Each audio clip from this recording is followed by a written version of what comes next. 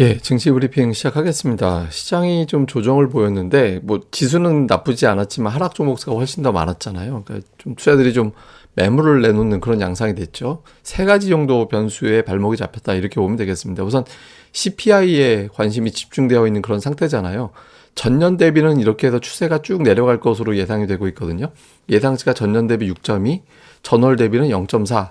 그런데 이거보다 높게 나온다라면, 최근에 이제 물가 관련된 뉴스들이 워낙 불안한 게 많았기 때문에 투자자들이 조금 이제 불안해하는 그런 상황이 만들어진 게 있었고요. 그다음에 또 하나는 오늘 하이닉스가 또 되게 많이 빠졌잖아요. 제법 빠졌는데 그 뉴스가 나온 게 있었죠. 오늘 뭐 주말 사이에 이제 이런 뉴스 많이 나왔는데 반도체법 세부 지침 발표 앞두고 긴장 상태가 있다. 이게 이제 어떤 얘기냐면 우리나라 기업들이 미국의 반도체 공장을 지을 때 혜택을 받잖아요. 여러 가지 어떤 보조금이라든가 세제 혜택을 받는데 이거 받는 대신에 조건을 걸 것 같다. 이런 내용들이 있어요. 뭐냐면 이제 미국 지원을 받은 기업들은 앞으로 10년 동안 미국 안보에 위협을 주는 국가에 투자하면 안 된다. 이게 위협을 주는 국가라는 게 사실상 중국 얘기하는 거거든요. 그러니까 중국의 반도체 투자하지 말라고. 그러면 기존에 있는 거 이상 다른 걸 할 수 없기 때문에 생산이 아무래도 차질을 빚어질 수밖에 없죠. 그러니까 더군다나 이제 중국 현지 공장이다라는 상징적인 어떤 의미도 있고, 그러니까 이런 부분에 대한 어떤 부담이 있다 보니까 이게 이제 월말에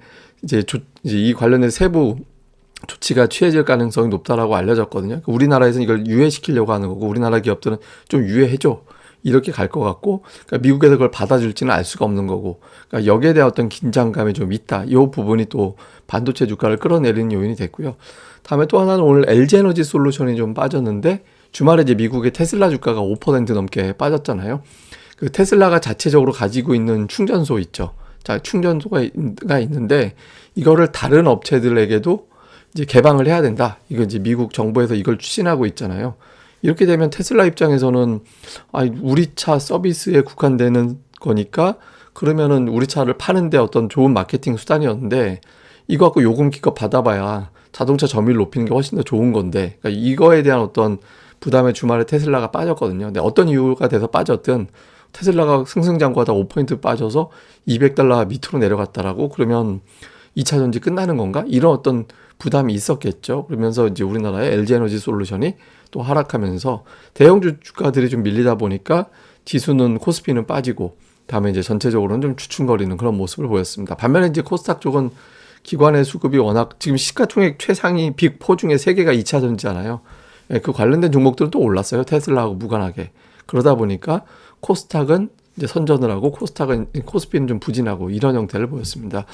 뭐 지수 자체는 미국은 뭐 이렇게 고점이 낮아지던 추세, 고점 이렇게 낮아지다가 저점이 높아지고 고점도 높아지는 추세로 살짝 바뀌고 있거든요. 그래서 뭐 미국 증시가 추세가 바뀌었다 이렇게 보기는 어렵고, 다만 이제 우리 증시는 좀 갇혀 있죠.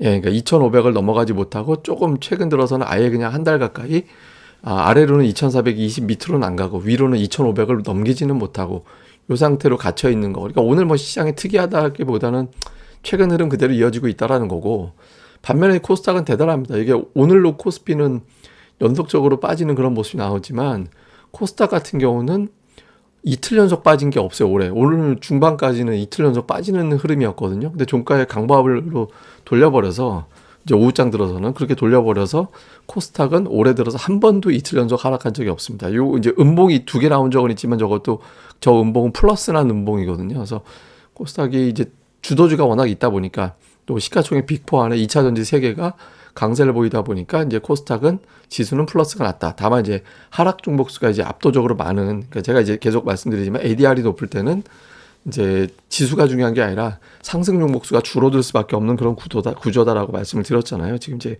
그런 형태의 장이 지금 계속 이제 진행되고 있다. 이렇게 보시면 될 것 같습니다.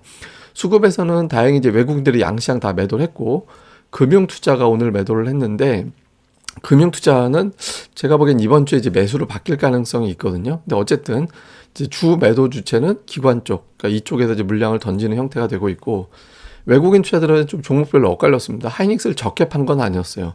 1,000억 원이니까 제법 많이 팔았는데 삼성전자를 그 이상 사면서 전체적으로는 이제 좀 순매수를 이제 가는 형태가 됐고, 그 외에는 뭐 업종 내에서 좀 골라서 담는 그런 느낌이 됐죠. 그러니까 뭐 LG 에너지 솔루션은 파는데 삼성 SDI는 산다든가 이런 형태로. 그래서 뭐 약간 좀 종목별로 엇갈리는 이제 그런 형태를 좀 보여서, 그러니까 매수가 광범위하게 다 담아가는 그런 이제 적극적인 매수 형태를 보이진 않았습니다.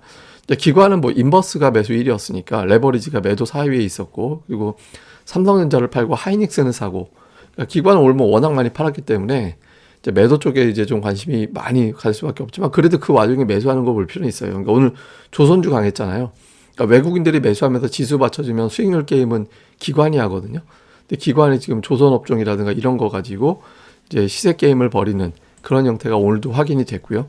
코스닥 쪽에서는 외국인 투자들이 2차 전지, 에코프로비엠, 에코프로, LNF 이런 걸 매수하고 있는데, 제가 주말에도 말씀드리고 아침에도 말씀드리지만 한 4주 정도 되면 좀 버거워지는 경향이 있거든요. 그래서 이번 주 넘어가게 되면 2차 전지에 대한 집중도가 조금 떨어질 가능성이 있습니다. 그래서 지금 이제 매수 들어왔다라고 해서 새삼스럽게 볼 단계는 아닌 것 같고, 지금 이제 매수 하단에 이제 들어오기 시작하는 종목군들을 자꾸 찾아서 주목해 볼 필요는 있는 것 같습니다. 이거 아랫단 종목들을 볼 필요가 있고요.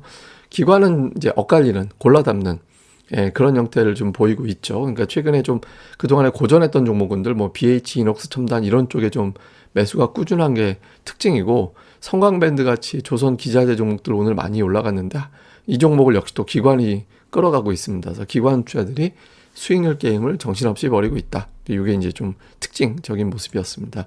자, 이슈를 보면 이번 주에 연준 인사들 일정이 제가 기억하기로 11개인가 그럴 거예요. 정확하게는 11개? 아마 그게 맞을 건데 하여튼 10개가 넘거든요. 연준이 뭐 중복되는 사람들도 있겠죠. 그러니까 뭐 이번 주에 또 여러 가지 어떤 특유의 좀 시장 흔들기가 나타날 가능성이 있습니다. 근데 그냥 나왔던 얘기 또 할 거니까 그냥 그러려니 하면 될 것 같고요. 그 다음에 이제 테슬라가 $200가 깨져서 이게 이제 고점이 나온 거냐 아니면 일시적인 조정이냐. 그러니까 이게 이제 우리 입장에서는 테슬라가 여기서 너무 터무니없이 빠지는 것도 시가총액 구조상 2차 전지에 영향을 줄 수 있기 때문에 좀 부담이 될 수 있거든요. 그래서 미증시에서 테슬라가 터무니없이 막 이렇게 흔들리는 것보다는 좀 안정적인 모습을 보이는 게 되게 중요합니다. 그래서 이거 볼 필요가 있고요. 그 다음에 제가 아까 말씀드린 대로 증시의 메인 주도주가 뭐가 될 거냐. 2차 전지 AI 뭐 이런 것들이 되게 강하고 우주항공도 되게 강했잖아요. 근데 오늘 약간 이제 종목들이 뭐 곡물 AI가 다시 일부는 좀 움직였는데, 그다음에 이제 트리케 관련해서 재건 관련된 종목들도 움직이고 조선 기자재 이쪽도 좀 반응이 있었거든요. 그래서 좀 그러니까 제가 올라가는 건 뭐 선입견 같고 이거는 될 것 같고 안 될 것 같고 이런 건 의미였고, 매일 계속해서 좀 특징적인 걸 올릴 거니까 이 중에서 계속 반복적으로 등장하네라고 하는 종목군들은 향후에 몇 주 정도 더 갈 가능성이 있거든요. 그래서 그런 것들은 자꾸 좀 체크해 보는 게 중요할 것 같습니다. 자, 이게 이제 미국인데, 미국이 그러니까 그러니까 예상 PER이 18배 정도까지 올라왔거든요. 근데 이게 이제 중간값 정도 되는 위치로 와서 이 위치가 애매한 게, 여기서 주가가 하락하거나 실적이 좋아질 것 같거나 이렇게 돼야 이제 지금 주가가 싸 보이는 단계가 되거든요. 또 절대적으로 그렇다고 비싼 단계도 아니에요. 그러니까 미증시도 지금에서는 엄청나게 위든 아래도 움직이기보다는 미증시도 조금은 좀 공방을 벌일 가능성이 있거든요. 그래서 증시 자체가 전체적으로는 한쪽 방향보다는 이제 치고받고 하면서 다음 단계 뉴스를 기다리는 단계가 될 가능성이 높습니다. 그러니까 올라간다라고 해서 조급하거나 빠진다고 해서 뭐 초조하거나 이럴 필요 없이 차분하게 지금은 업종별 종목별 수급 동향 여기에 이제 집중해 보시는 게 되게 중요한 시기다, 이렇게 보시면 될 것 같습니다. 그리고 이제 뭐 그 관련된 자료라 이런 것들은 저희가 또 열심히 고릴라 리서치에 올려드릴 테니까 많이들 방문해 주시고 좋은 글 가치도 좀 올려주시고요. 그리고 지금 회원분들 같은 경우는 저희 열심히 그 강의실에다 좋은 동영상 자료라든가 아니면 이제 기업 리포트 계속 꾸준하게 올리고 있거든요. 그래서 오늘자로 올라온 종목도 하나 새로 있고 하잖아요. 그래서 열심히들 좀 오셔서 글도 많이 봐주셨으면 좋겠습니다. 예, 그럼 감사합니다. 전 다음에 뵙겠습니다. 그리고 이 방송 구독하기, 좋아요, 특히 좋아요 꼭 좀 부탁드립니다. 감사합니다.